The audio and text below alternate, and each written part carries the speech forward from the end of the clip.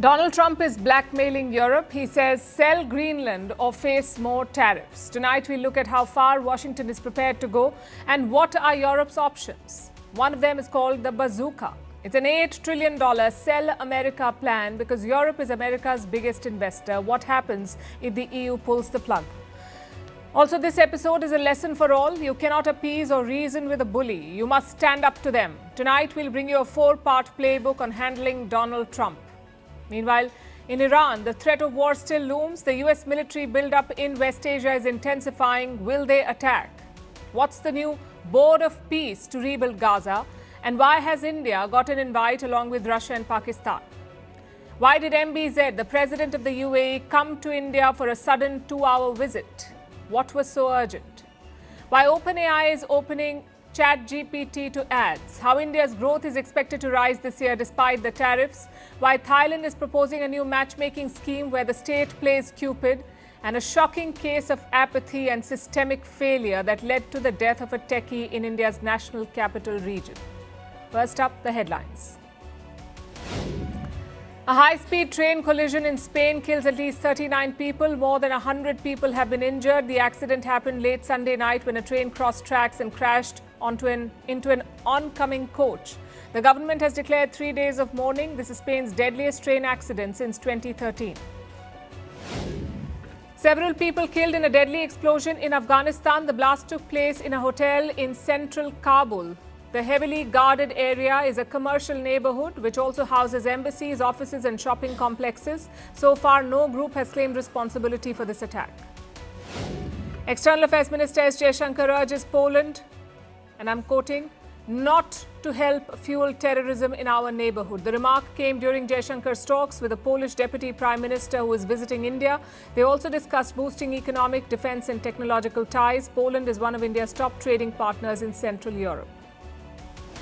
Indonesia's president nominates his nephew to join the central bank board. The move has raised concerns over the financial institution's independence. President Prabowo Subianto's nephew already serves as a deputy finance minister. Indonesia has long struggled against corruption and nepotism. And China's birth rate falls to its lowest level on record as the population shrank for a 4th straight year in 2025. There were just 7.9 million births recorded last year. This is the lowest since 1949. The government has been scrambling to boost marriage and fertility rates to fight this demographic crisis.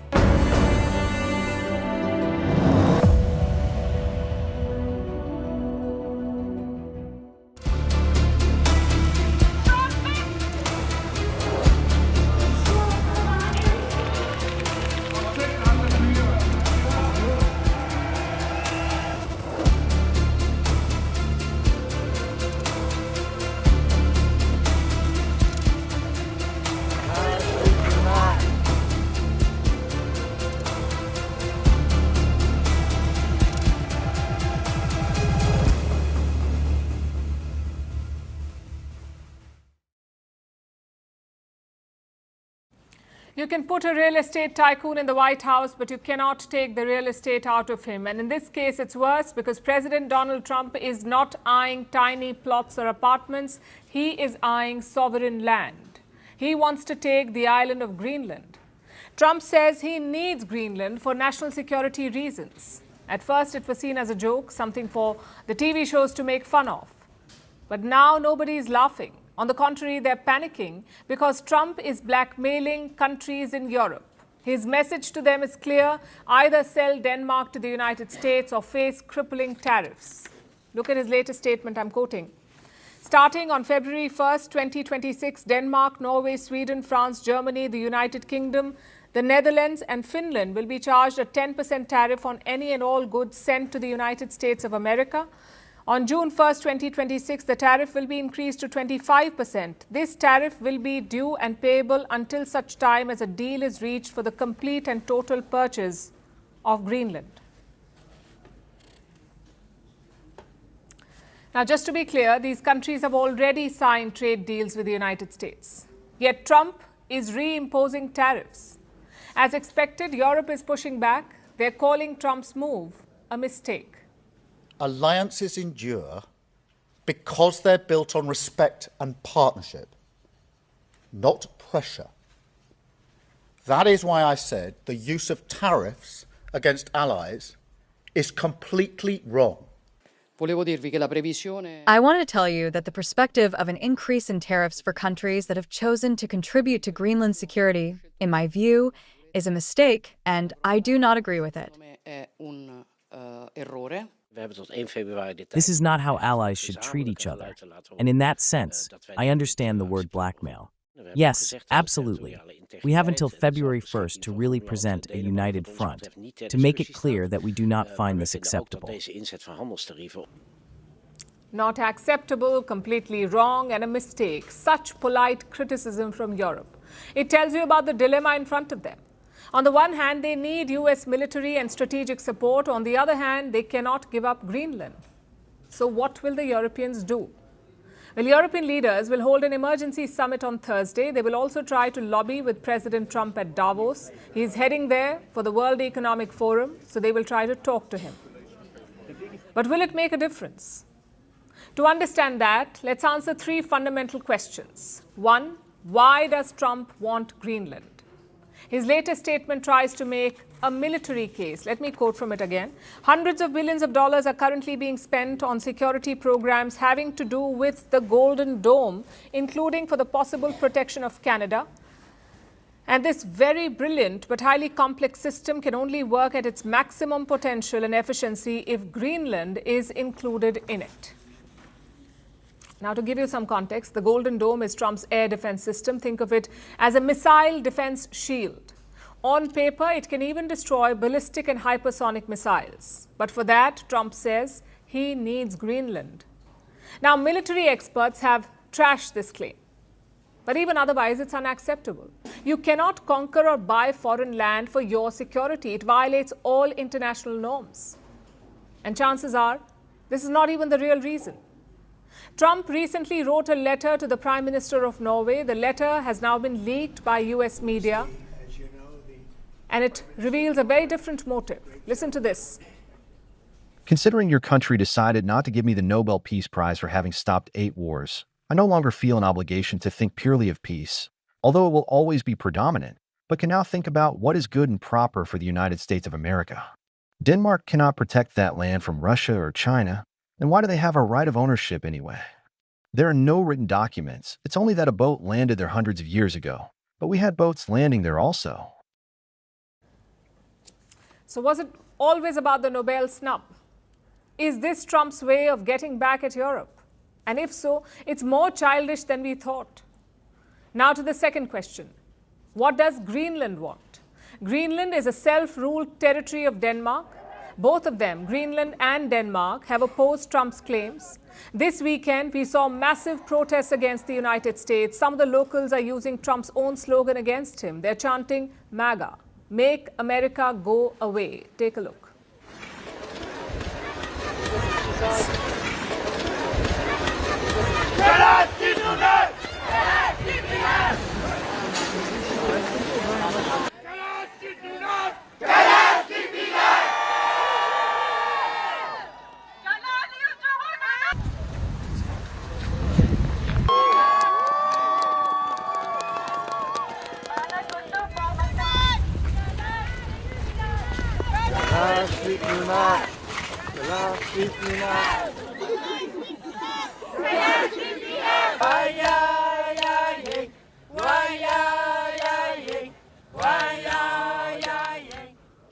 So the public opinion is very clear, not just in Greenland, by the way, but also in the United States. Only 17% Americans support Trump's takeover bid. Even his own lawmakers and party leaders are opposing it. Which brings us to the final question. What can be done to rein in Trump? The first option is domestic. Maybe the US Congress could pass a law to stop the president. If 2/3 of both houses vote for it, they can end this stunt. Not even Trump can override them. The other option is foreign pressure. Can Europe mount a serious counter-campaign? Well, they're discussing 2 measures. The first is a tit-for-tat. Tariffs on goods worth $108 billion. And this would target crucial American exports, things like bourbon and plane components. That's the first measure. The second is the anti-coercion instrument. Now, this is often called the nuclear option or the bazooka. If any country tries to coerce the EU, they will respond with force. For example, American firms can be cut off from tenders. They can be kept out of investments. Even US tech giants can be targeted by Europe. French President Emmanuel Macron wants to use this tool. Chances are it will be discussed in Thursday's summit, which brings us back to our original question. Will Trump back down? His words do not indicate a climb down. He is laser focused on taking over Greenland. Then what about a middle ground? What if Denmark gave more concessions? Well, the US already has bases in Greenland. The US already has troops there. American companies are welcome to invest and mine in Greenland. So what more can Denmark offer? The fact is, the US already has a sweet deal in Greenland. Anything more is just abject surrender. Well, I may put a tariff on countries if they don't go along with Greenland, because we need Greenland for national security.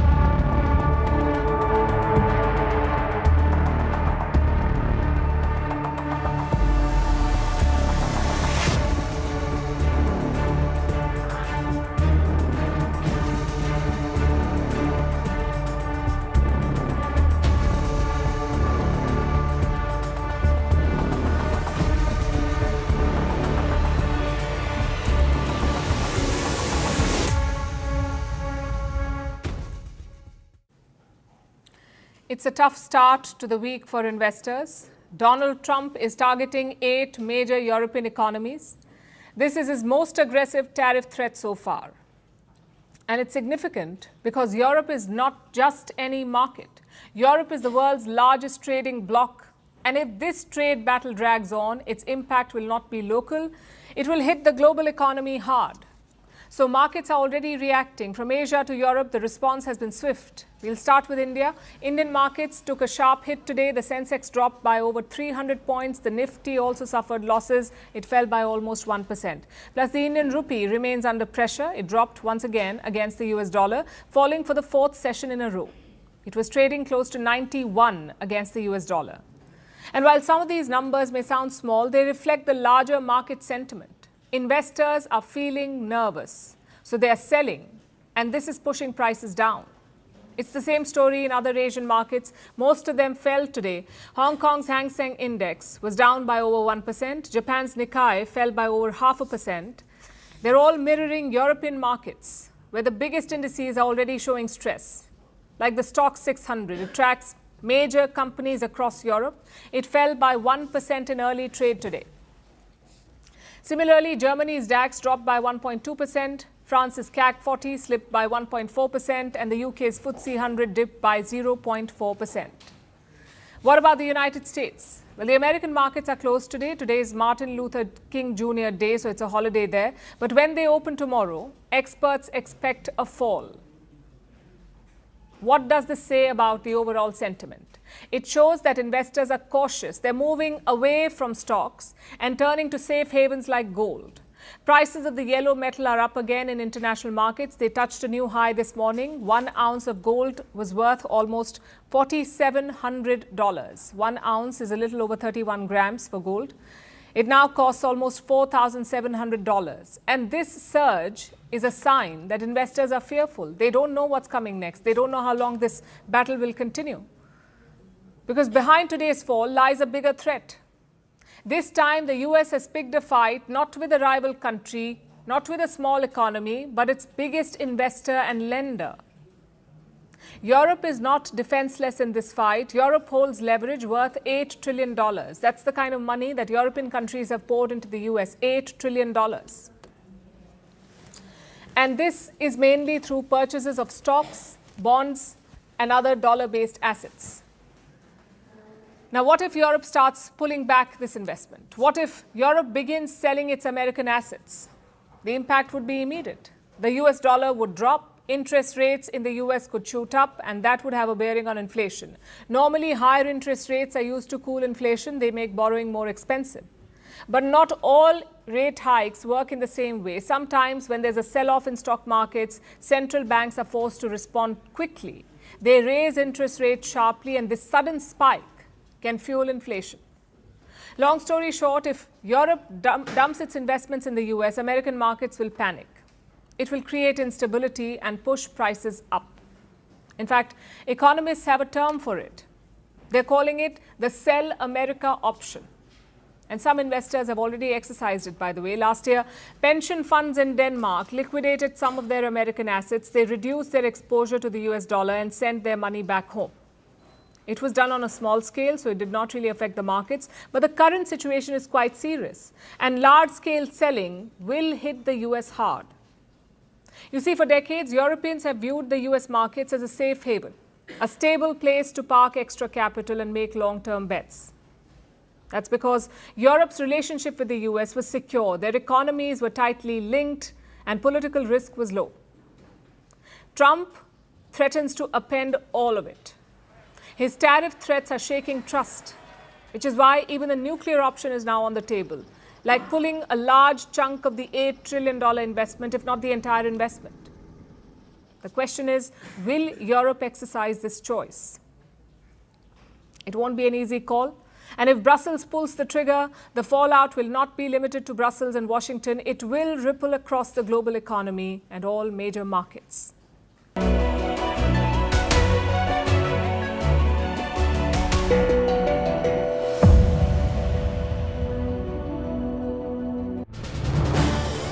This is News 18 Network.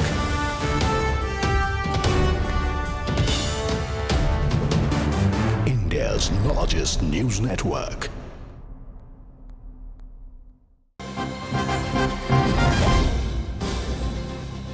Actor-turned-politician and TVK chief Vijay has left the CBI headquarters in the national capital after 7 hours of questioning. Remember, this was his round 2 of questioning in the Karur stampede case. This questioning pertains to the stampede tragedy that claimed 41 lives in Karur in Tamil Nadu during one of his election rallies. Several questions were put forth by CBI sleuths to Vijay, including the 7-hour delay of him reaching the venue. TVK and Vijay had claimed that there were bottlenecks that were put in place by the state government, which is why he arrived late. That's something that he was confronted with. Video evidence from that day is also something that the CBI sleuths confronted Vijay with. 7 hours of questioning this time around. Round 1 was over 6.5 hours. It is a complete marathon questioning that the CBI has been putting Vijay through. Arunima, my colleague, now joins us. She's been tracking the developments from outside the CBI headquarters all this morning. For now, the questioning is over. Round 2. Is there going to be a round 3, Arunima? So his team claims that Vijay has not been summoned for tomorrow. We have not heard from the CBI on this as yet. The indications are that after going through the evidence, all that Vijay has said today, the investigating officer is going to examine and then take a call about the next course of action. Now, the party General Secretary, Joint General Secretary Nirmal Kumar just briefed the media and said that pro-DMK media channels are spreading rumours and canards about Vijay. It is wrong to say that Vijay is now being treated as a suspect or that he's going to be named in the charge sheet. So his party is putting up a brave front, rejecting all charges, still maintaining that Vijay is cooperating with CBI, that he has not sought any kind of extension except for when Pongal was round the corner, and that he's cooperating, and CBI is appreciating that. But this is the version of Vijay's own party colleagues, his own team members. Officially, we have not heard from CBI. However, sources indicate that CBI has today put some tough questions to Vijay, asking him to provide evidence against the district administration, because the district administration has given to CBI video evidence saying Vijay and his party was to be blamed for the loss of lives.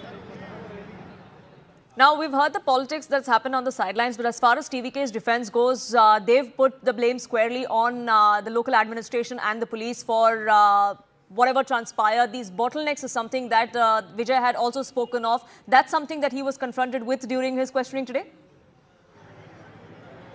That's what we learned by way of sources. And as I'm speaking to you, just want to show you the end of this road. This road here, once again, a lot of Vijay supporters coming into CBI. The main road there, that's the main road. The main carriageway also is seeing heavy traffic, and in the foreground here are some people who are Vijay supporters wanting to come and know what came of the CBI's questioning today. But that aside, you were asking about the bottleneck. The reason I showed you these scenes outside CBI, we're talking about Delhi, where the fan following of Vijay number-wise might be less. And think about Tamil Nadu, where he has such a huge fan following.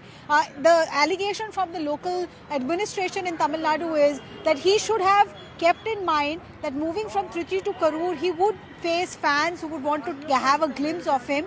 He did not.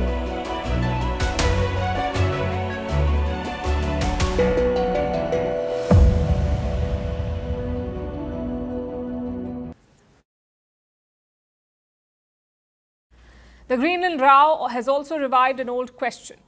How do you handle Donald Trump? For a while, it seemed like Europe had cracked it. They courted him, they hosted him, they praised him, they appeased him. But 1 year later, they're back to where they started, facing threats and tariffs. So clearly, appeasement did not work. If anything, it has backfired. And frankly, this should not surprise anyone. Trump is basically a bully with a large stick. If you appease a bully, he will keep undermining you. But if you fight back, well, then you may still have a chance. The problem is, this is not your school playground. In this standoff, millions of livelihoods are at stake, borders and frontiers are on the line, so you cannot just randomly fight Donald Trump. You need a strategy. You need to prepare. Tonight, we'll tell you what that playbook is. Number one, you need leverage. Just consider Trump's dealings with China. He started off on a very aggressive note. He imposed 145% tariffs on China, but months later, he's reduced that to 47%. Do you know why? Because China has leverage. China has a near monopoly over rare earth minerals and magnets. They're strategically important resources. They're used to make almost everything today, from EVs to fighter jets to mobile phones. So Beijing put a squeeze on their exports to America, and on cue, Donald Trump de-escalated. That is the power of leverage. It doesn't always have to be strategic, though. Look at the Gulf states, for example. They have cultivated personal and business ties with the Trump family. His fortunes are tied to projects in the Gulf. Again, that is leverage. So that's the first part of the playbook, build leverage. The second part is partnerships. The US is the largest economy and military in the world. If you try to take them on alone, you have no chance. Just ask Nicolas Maduro. A better option is to build partnerships. Consider what South Africa is doing. Trump has put immense pressure on their government, on the South African government. He's talking about a white genocide in South Africa. He's also banned them from attending this year's G20 summit in Miami. But unlike China, South Africa does not have a strategic chokehold. So what did they do? They fell back on allies. Last week, South Africa hosted major naval drills. They brought together multiple BRICS members: Russia, China, Iran, Brazil, Egypt. Yes, it's a risky strategy, but it's one of the options to deal with Trump. You find strength in numbers. So partnerships. Which brings us to the third part of the playbook. Don't bet on principles. This was Europe's mistake last year. They appealed to shared democratic principles. They spoke about freedoms and liberties. They recalled when America and Europe fought wars together. The fact is, Donald Trump does not care. His approach is not based on consistency or principles. It is based on coercion. Just consider his new Gaza Board of Peace. Trump has invited Russian President Vladimir Putin to join this board. Imagine the absurdity. Trump slaps 25% tariffs on India for buying oil from Putin, but he himself can put Putin on the Gaza Board of Peace. So ask yourself this. Was the problem Russian oil? Was the problem Putin? Or was it just an excuse to pile more pressure on India? Like I said, it's about coercion, which brings us to the final part of this playbook. Invest in strategic autonomy.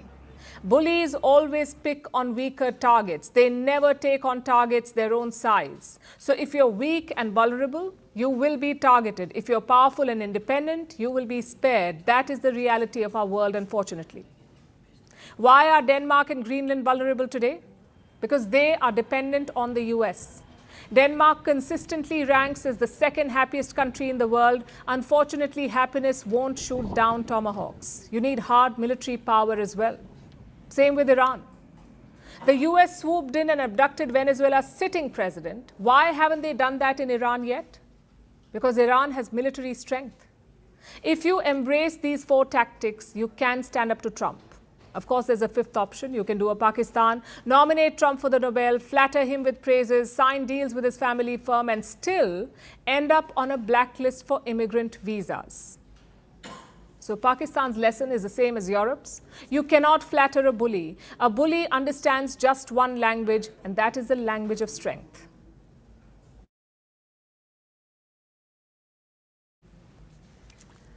For nearly a week, the world held its breath. American warplanes were moving, aircraft carriers were sailing, fighter jets were landing quietly in bases, and one question kept getting louder by the hour. Is Donald Trump about to attack Iran? It looked like the US was just minutes away from war, and West Asia was on edge. Look at the military deployment in the region. Over the last 24 hours, more than 12 F-15 fighter jets have arrived in Jordan. Some estimates say it's 15 jets. Plus, 4 refueling tankers have also landed in the country. The US has an air base in Jordan. Then there is the USS Abraham Lincoln. It's an aircraft carrier, one of the largest and most powerful warships in the world. It was deployed in the South China Sea, but now this American warship, along with its strike team, is moving towards West Asia. Reports say they have reached the Strait of Malacca. On the map, you can see it between Indonesia and Malaysia. This warship is expected to reach West Asia in 5 to 7 days. Then there is the island of Diego Garcia. The US has a base there, and it has moved its C-17 planes to this base. Now, C-17 planes are massive cargo flights. They carry a lot of military equipment. And what were they carrying this time?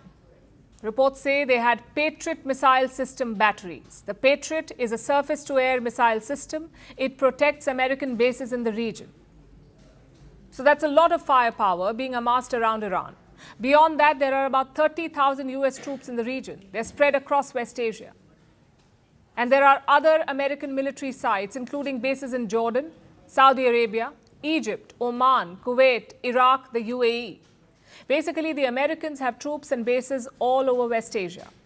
We all have a responsibility to support the Iranian people and to put an end to the regime's neglect and oppression of the Iranian nation. Colleagues, let me be clear. President Trump is a man of action, not endless talk like we see at the United Nations. He has made it clear all options are on the table to stop the slaughter. And no one should know that better than the leadership of the Iranian regime. So what does this latest deployment mean? In Pentagon language, it's called keeping all options on the table. In real-world language, it means one thing. The US wants to be ready to attack fast. And this build-up is not happening in a vacuum. Inside Israel, things are moving too. Prime Minister Benjamin Netanyahu is holding urgent security meetings. Israeli officials are openly saying that a US strike on Iran is still possible. But is it happening anytime soon? According to multiple reports, US President Trump came extremely close to ordering an attack. But then he pulled back at the last minute. And there are a few reasons for that. Number one was the military reality. Despite the visible buildup, the US simply did not have enough assets in place, especially to launch a sustained operation or even defend its forces and allies.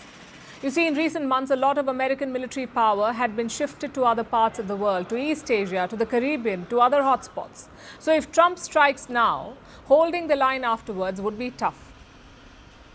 Reason number two is regional resistance. Several Arab states delivered one message to Washington. They won't allow their territory to be used for an attack on Iran. And that's a big deal. Reason number three, a lot of warnings. The first one came from Netanyahu, the Israeli Prime Minister. He called Trump and told him Israel was not prepared. It could not absorb the full force of Iranian retaliation. Saudi Crown Prince Mohammed bin Salman also called Trump. He too was against an attack. Reports also say that Iranian Foreign Minister Abbas Araghchi messaged Steve Witkoff. Steve Witkoff is Trump's special envoy for West Asia. The Iranian foreign minister messaged him. So there's a lot of diplomacy that has been happening behind closed doors. And Trump was asked about this. He says no one convinced him. He convinced himself. Did Arab and Israeli officials convince you to not strike Iran? Nobody convinced me. I convinced myself. You had yesterday scheduled over 800 hangings. They didn't hang anyone. They canceled the hangings. That had a big impact. So Iran stopping the executions of prisoners is what swayed Trump, or so he says. And now even as he dialed down his rhetoric, the military build-up continues. And this build-up serves a purpose. It keeps Iran under pressure. It keeps American options open. It sends a message without firing a shot. In the middle of this, there have been murmurs of another plan. A plan to target Iran's supreme leader, Ayatollah Ali Khamenei. And when such reports came out, Iran's response was immediate. Iranian President Masoud Pezeshkian issued a warning. He said any attack on the supreme leader would be treated as the declaration of a full-scale war.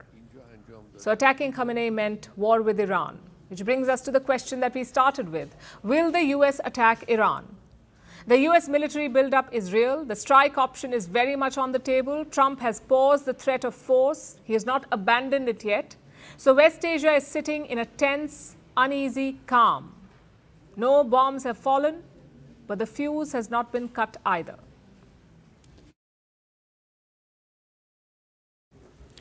Our next story is from Gaza, where a fragile ceasefire is in place, but now it is facing a new experiment from Washington. The US President is setting up a new body. He's calling it the Board of Peace. This board will oversee the reconstruction of Gaza. The Gaza Strip is a pile of rubble after the war with Israel. It needs to be rebuilt. So this Board of Peace will oversee that. And Donald Trump says he will chair it himself. He's inviting world leaders to join the board. India too has received an invitation. So have Russia and Pakistan, among other countries. Countries have also been asked to pay $1 billion if they want to be permanent members. If they want a permanent seat on the board, they have to pay $1 billion. The United Nations endorsed this idea last year, but Israel, America's closest ally, is objecting. And inside Gaza, people are not sure if this will work. So is this really about peace in Gaza, or is this Trump using Gaza to expand his own global influence? Our next report explores. In Gaza, people are still trying to piece their lives back together after 2 years of war. Walk through any neighborhood and you will see families browsing makeshift markets or cutting sheets of plastic for shelter. This is the reality on the ground. But far from these streets, there's a completely different conversation taking place. The Trump administration is fleshing out what it calls the Board of Peace.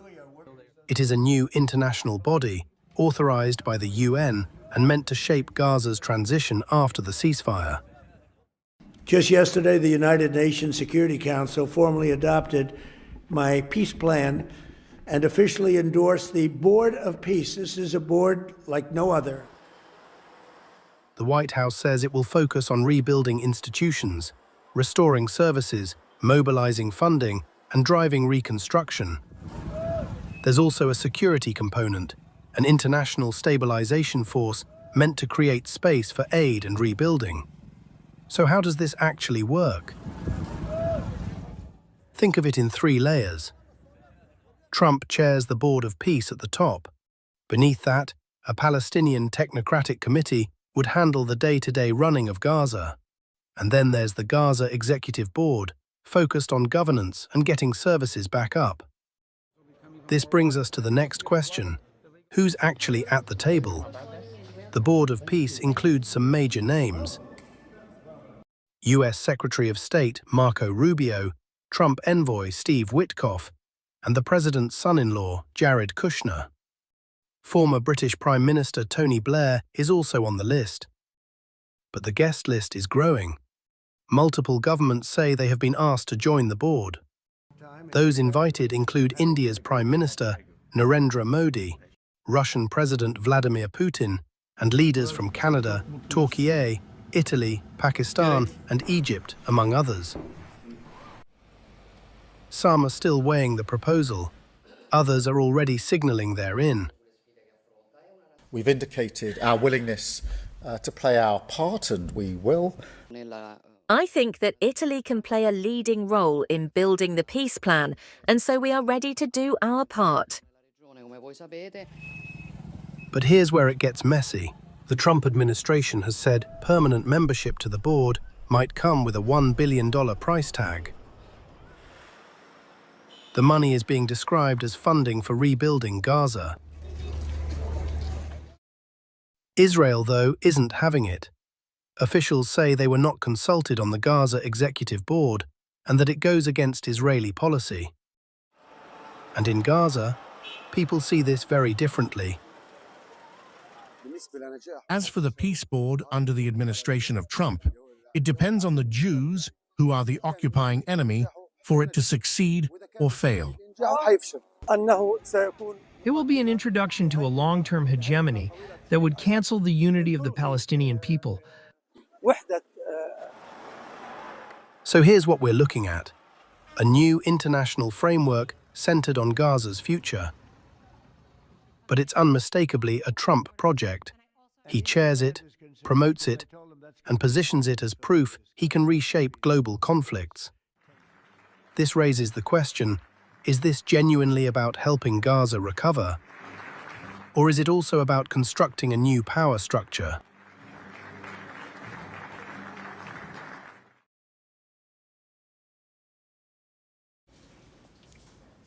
Let's turn to India now. New Delhi hosted a special guest today, that too for a short surprise visit. It was the President of the UAE, Sheikh Mohammed bin Zayed Al Nahyan, or MBZ as he's called. He was personally welcomed by Prime Minister Narendra Modi at the airport. Both leaders rode in the same car afterwards. Take a look.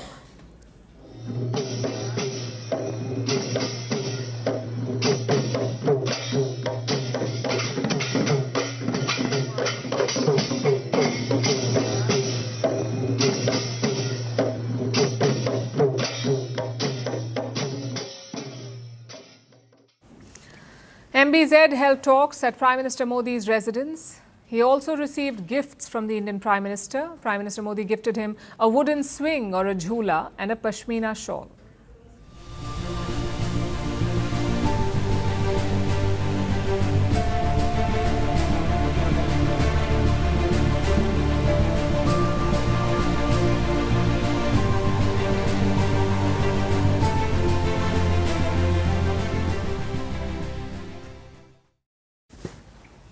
As far as visits go, this was a strange one. For starters, it was announced at the last minute. The Indian Foreign Ministry announced the visit on the 18th of January, basically on the eve of MBZ's travel. And that's unusual for a head of state and government, especially for a close partner like the UAE. Secondly, it was a very short trip. MBZ was in New Delhi for just 3 hours. Now, to put that in context, a flight from Abu Dhabi to New Delhi takes more than 3 hours. So in total, MBZ flew nearly 7 hours to spend 3 hours in India. So what's cooking? The Indian government announced multiple outcomes, the most important being on defense. India and the UAE will soon sign a strategic defense agreement. First of all, a letter of intent was signed between the two sides to work towards concluding a framework agreement for a strategic defense partnership between India and the UAE. Talks also covered space and energy. India and the UAE are looking to jointly produce satellites. They're also looking to launch sites and training centers. On energy, a crucial deal was concluded. The UAE has signed a long-term agreement to supply LNG to India. LNG is liquefied natural gas. Beyond that, regional issues were also discussed. India called for peace and stability in West Asia. Meanwhile, the UAE condemned terrorism and all its sponsors. and they expressed support for all efforts in promoting peace, security, stability, and prosperity in the region. They unequivocally condemned cross-border terrorism and for the perpetrators, supporters, and financiers of all acts of terrorism to be brought to justice. Well, that covers the outcomes. But what triggered this surprise visit? It's impossible to say for sure, but there are 4 factors to consider. 4 factors that put this trip in context. Number 1, the rift between the UAE and Saudi Arabia. Both countries had an altercation last month. They're supporting rival factions in southern Yemen. Riyadh openly accused the UAE of undermining its national interest. It also carried out airstrikes on alleged UAE shipments. It was a public and intense falling out. Most of the Gulf Arab states sided with Saudi Arabia, and that left the UAE vulnerable. So that's the first factor. Factor number 2, murmurs of a new Islamic NATO. Saudi Arabia and Pakistan signed a mutual defense treaty last September. It resembles NATO's security pledges. If one country is attacked, it's an attack on both countries. Some reports say Pakistan even extended its nuclear shield to Riyadh. Then last week, this deal expanded. Turkey reportedly told Saudi Arabia that they want to join. Now, this marks a deepening Pak-Saudi nexus. Even in Yemen, Pakistan had supported Saudi Arabia. They expressed complete solidarity with the kingdom. Next is factor number 3, the crisis in Iran. The US is building up forces in West Asia, as we just told you. Despite the lull, a US attack cannot be ruled out, a US attack on Iran. It cannot be ruled out. Reports say Gulf states have been lobbying Trump to not attack. But interestingly, those reports did not mention the UAE. They mentioned Saudi Arabia, Oman and Qatar, but not the UAE. Which brings us to the final factor, the Gaza peace plan. Trump has invited a UAE minister to join the Gaza board. He's also invited Prime Minister Modi to join it. It is in this context that the UAE President visited India. Now, if you look at the outcomes, the intent is quite clear. MBZ and Modi discussed defense, space, nuclear reactors, and energy. These are strategically important avenues. They signal a clear momentum or purpose, especially the defense deal. Once signed, a strategic defense agreement is a game changer. It leads to more joint military drills. It leads to more weapons sales, maybe intel and technology sharing, basically a closer military cooperation. But can it match the Saudi-Pakistan deal? The Indian Foreign Ministry was asked about this, about the extent of India's involvement in West Asia. Listen to the answer. Our involvement in on the defense and security front with a country from the region does not then necessarily lead to the conclusion that we will get involved in particular ways in the conflicts of the region. I would really characterize it as a natural evolution from the already considerable defense cooperation between the two countries, and not necessarily a response to any specific event that may have taken place in the region or of any intent to get involved in a hypothetical future scenario in the region. That is to be expected. Treaty alliances are not India's thing, nor are mutual defense treaties. Having said that, you cannot dismiss the timing of this. West Asia has been on edge recently. You've had wars, internal unrest, and regime changes. And in this context, West Asian countries are looking for new partners, partners beyond the United States. And for the UAE, maybe India is on the wish list.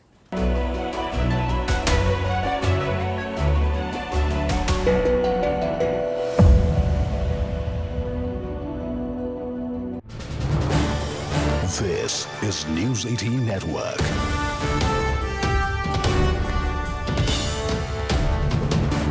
India's largest news network.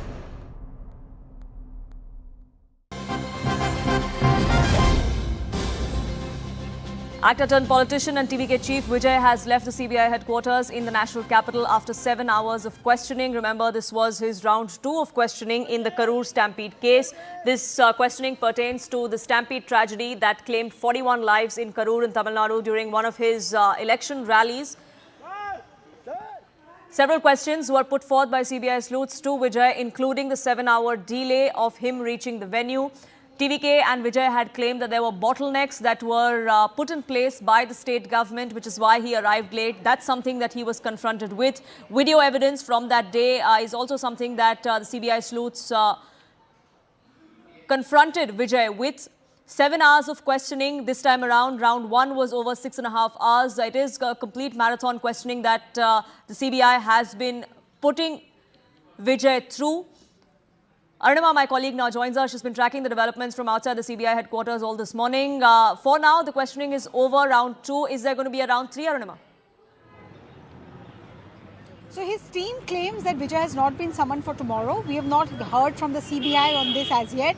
The indications are that after going through the evidence, all that Vijay has said today, the investigating officer is going to examine and then take a call about the next course of action. Now, the party General Secretary, Joint General Secretary Nirmal Kumar just briefed the media and said that pro-DMK media channels are spreading rumours and canards about Vijay. It is wrong to say that Vijay is now being treated as a suspect or that he is going to be named in the charge sheet. So his party is putting up a brave front, rejecting all charges, still maintaining that Vijay is cooperating with CBI, that he has not sought any kind of extension except for when Pongal was round the corner, and that he is cooperating, and CBI is appreciating that. But this is the version of Vijay's own party colleagues, his own team members. Officially, we have not heard from CBI. However, sources indicate that CBI has today put some tough questions to Vijay, asking him to provide evidence against the district administration, because the district administration has given to CBI video evidence saying Vijay and his party was to be blamed for the loss of lives.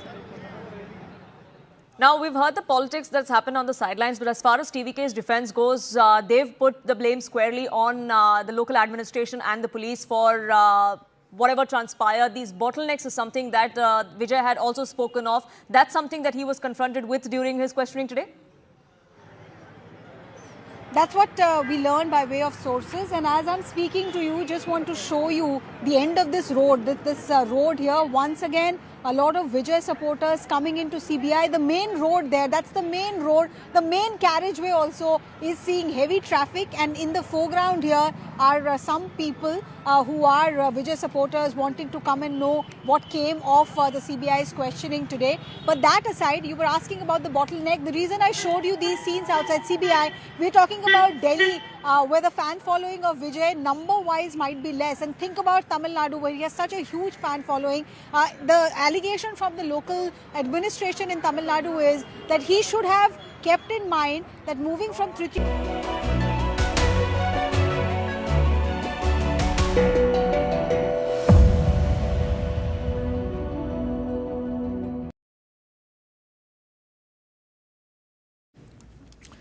Let's turn to India's economy. In less than 2 weeks, the government will present its annual budget. It will be closely watched both at home and abroad because it comes at a time when the global economy is facing new challenges thanks to Trump's tariffs. India's budget will have to respond to these challenges, and in the run-up to it, there are some positive signs. The IMF has upgraded India's growth forecast. IMF is the International Monetary Fund. It says India's GDP is expected to grow by 7.3%. This is for the current financial year, 7.3%. This is 0.7% higher than the IMF's previous estimate. So for India, actually, we had quite a bit of positive surprises. Our growth forecast was in the mid 6%, but with the very strong outturns in the second quarter of 2025 and then the third quarter of 2025, we upgraded our forecast, and recent incoming high-frequency indicators also suggest that it's going to remain strong. So just to give you the numbers for 2025, we are estimating 7.3% growth in India. That's an upgrade of 0.7 percentage point. And for 2026, we are expecting 6.4%. So this revision means that India will grow faster than expected earlier, and this strengthens India's position as the world's fastest growing major economy. But maintaining this momentum won't be easy. As you heard, the IMF expects India's growth to slow down in the years ahead. For the next 2 financial years, in fact, the growth projection is 6.4%. Why is that? Experts say the Indian economy has benefited from 2 short-term boosts after the pandemic. The first boost is domestic demand.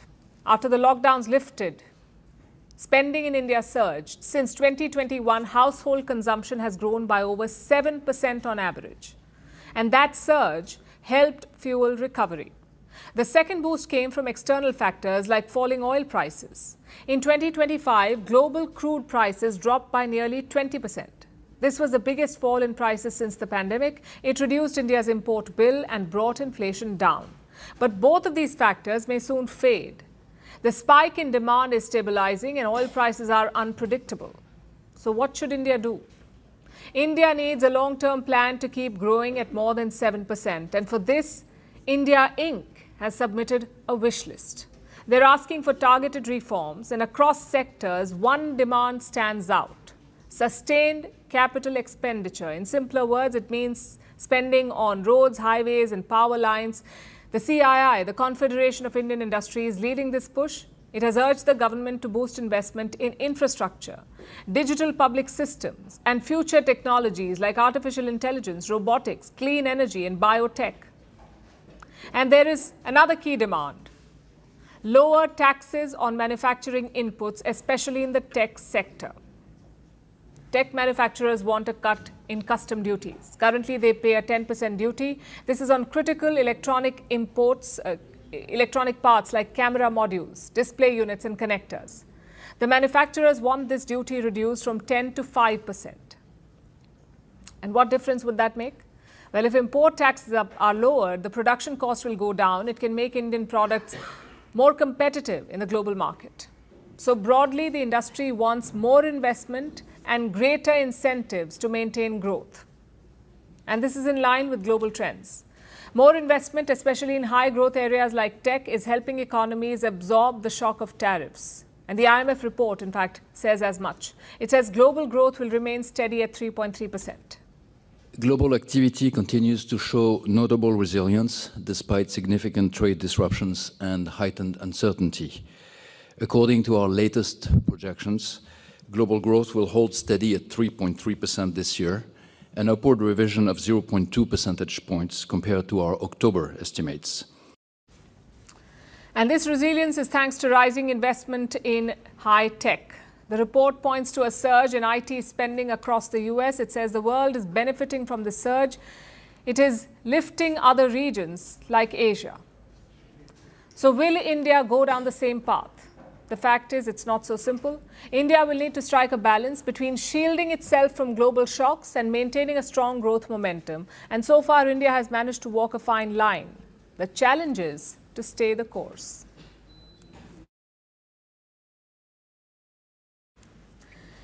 It was past midnight here in India, a cold, foggy night in the national capital region. 27-year-old Yuvraj Mehta was returning home. He worked in a tech company in Gurugram. His house was in Noida, so he was driving back from work.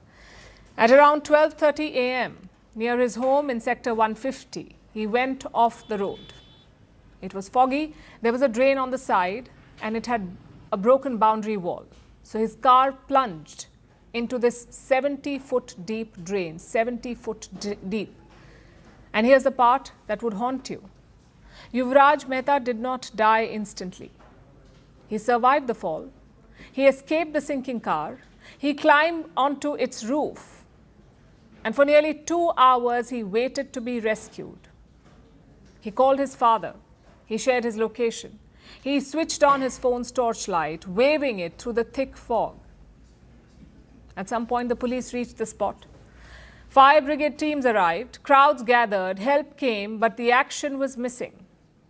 Eyewitnesses say the rescue personnel hesitated to enter the water. They cited poor visibility, extreme cold, and the presence of iron rods in the pit. In other words, they said it was too risky. So ropes were thrown, cranes were discussed, and ladders were brought.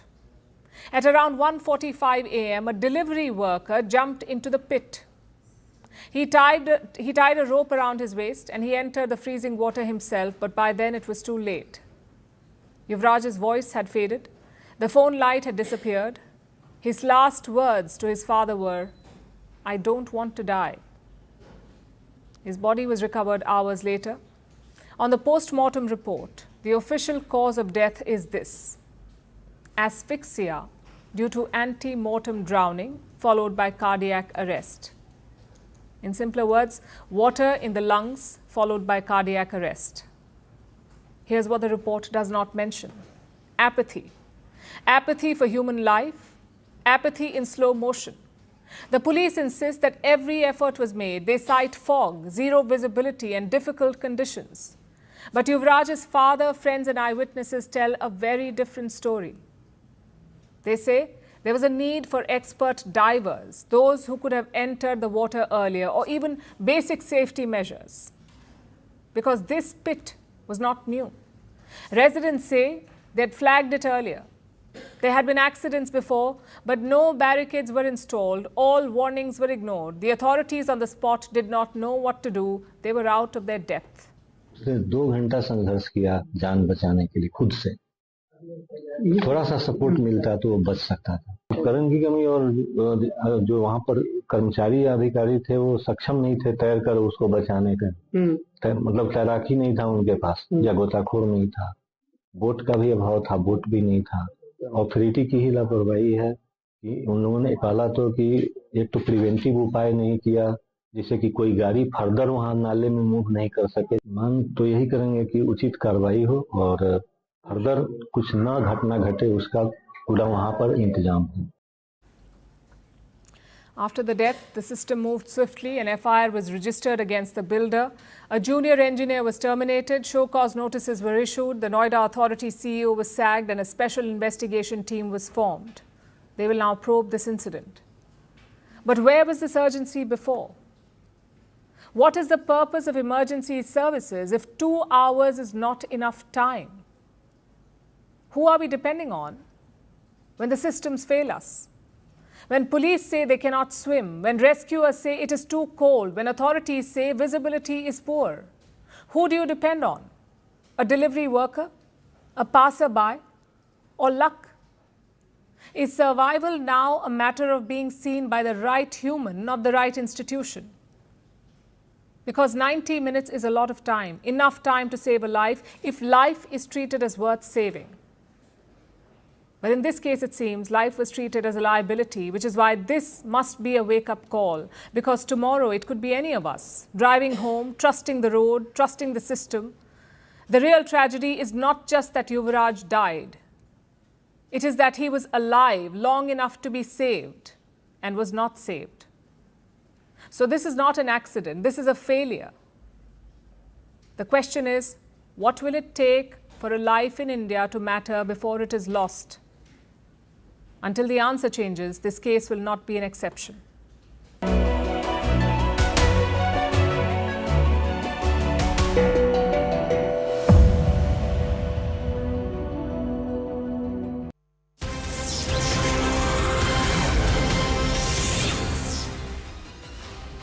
Hello and welcome to the late night edition with me, Ayushman Singh Jamwal. Big breaking news coming in at the top of the bulletin, where a crash from Mumbai involving Akshay Kumar's security van has been reported. A Mercedes reportedly hit Akshay Kumar's security van, resulting in an accident where the security van collided with an auto rickshaw on the Juhu Gandhigram Road. Akshay Kumar was returning from a shoot when this incident took place. Police are continuing to question the driver of the Mercedes car.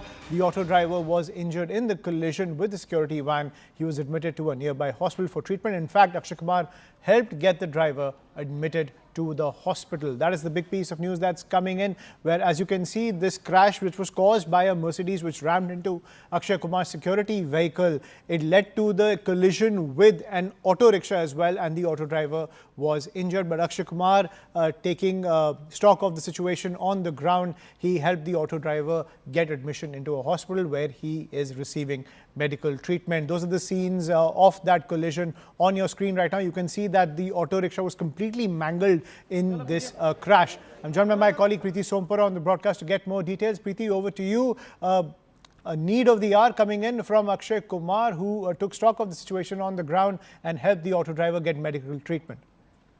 Yes, the accident took place at around 10 o'clock in the night when Akshay Kumar was returning from the shooting. During that time, he was going to his home near the Juhu Gandhigram Road. During that time, one Mercedes car was speeding from an opposite direction and he crashed with the auto driver and auto rickshaw. With this auto rickshaw drivers, the collision took place between the Mercedes car and Akshay Kumar pilot van, which is going ahead of his Akshay Kumar car, and the collision took place between auto rickshaw driver and the Mercedes car. In that, when Akshay Kumar knows that the accident took place, and even his pilot car also got damaged. So after this situation, Akshay Kumar did the rescue, and he admitted the auto rickshaw driver in the nearby Cooper Hospital. Now the auto rickshaw driver is safe, and Juhu police station has already reached on the spot, and further investigation is going on. Thank you, Preeti, for getting us that update. So Akshay Kumar helping the auto driver after the collision as well, ensuring that the driver gets medical treatment, and he's been admitted into the local Cooper Hospital in this particular area. This is the Juhu Gandhigram Road in Mumbai. You can see the remains of the auto as well as the extent of the crash, given the fact that the Mercedes is almost on its head and the entire auto has been completely mangled. You can see this. The authorities are on the ground trying to take stock of the situation to clear the area, and now the police, as we are learning, are questioning the driver of the Mercedes. But shifting focus, some more breaking news that's coming in on the diplomatic front. Prime Minister Narendra Modi and the UAE President reviewed the full scope of bilateral cooperation. The two leaders welcomed the robust growth in trade and economic cooperation, along with energy, education, food security and technology. The two leaders reiterated their unequivocal condemnation of terror and recalled the launch of the India-Middle East-Europe Economic Corridor on the margins of the G20 summit in Delhi in September 2023. So reiterating the slate of cooperation that is taking place between the UAE and India, Prime Minister Modi and MBZ reiterating the new trajectory of bilateral ties between the two sides, highlighting the fact that not just when it comes to trade, but even security cooperation, anti-terror cooperation and tech and education are sectors where the ties continue to prosper. I'm joined by my colleague Siddhant Mishra on the broadcast to get more details. So Siddhant, clearly the roadmap for stronger and more deepened ties have been set by both the leaders. Well, that's right, Ayushman. In fact, a very, very significant visit, a short visit, but very substantive. In terms of deliverables, if we talk about Ayushman, then both sides have signed a letter of intent to finalize the framework for strategic defense partnership, which itself opens a new chapter in India-UAE relationship. In fact, both sides have also decided to deepen the civil nuclear cooperation in terms of operation of plants, small advanced modular reactors, large reactors. Both sides have also signed documents for the cooperation in space, food security, and UAE will also be developing Dolera investment, special investment project, perhaps in Gujarat, where a new airport, MRO facility, and a pilot training facility will be coming up in years to come. Now, this relationship is very, very important for India. In fact, under Prime Minister Modi and President MBZ, this relationship has touched new heights. Both leaders have elevated relationship to strategic partnership. There have been multiple high-level visits, defense cooperation, cooperation in maritime domain. SEPA has also been signed to remove the trade barriers. Now, the bilateral trade stands at around $100 billion. So, the ties, very strong ties with the United Arab Emirates. But today is the opening of a new chapter because both countries already had a strong defense cooperation. But now the new chapter has been opened where letter of intent has been signed to finalize the framework for the strategic defense partnership. It includes advanced tech, innovation, cooperation in defense, etc., etc. So it's a very, very landmark and significant development taking place. And as I said, it was just a 3-hour visit of the President of UAE to India. In fact, Prime Minister Modi welcomed him at the airport. Prime Minister Modi also hosted him at his residence, not at the Hyderabad house, where first restricted format talks took place, followed by expanded format talks, and where these issues have been decided. In fact, both leaders also exchanged perspectives on regional and global issues, including situation in Iran, situation in Gaza.